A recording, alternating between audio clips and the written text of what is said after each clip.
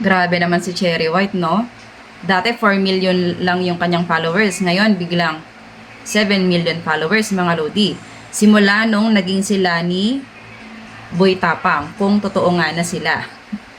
Kasi may mga issue-issue or mga sinasabi yung mga ibang tao na parang hindi naman sigurado, pero parang si Cherry White ay parang ginamit lang si Boy Tapang para sa kanyang exposure at yun nga, para mas dumami ang kanyang followers, mas makilala pa siya dito sa mundo ng social media.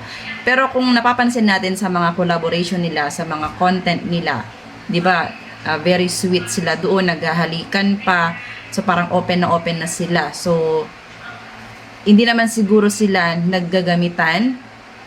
Hindi ko lang alam para sa inyo mga lodi ano yung pakiramdam ninyo.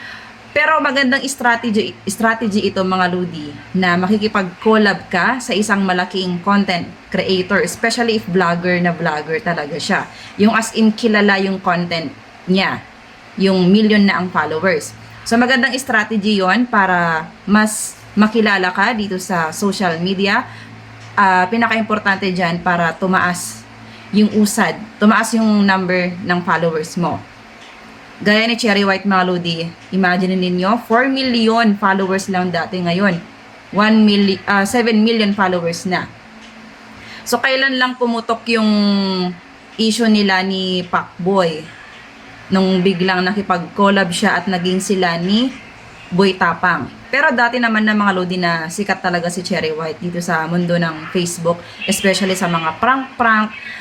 'Di ba nung nagka-live-in sila ni Pacboy, palaging trending din yung mga videos niya.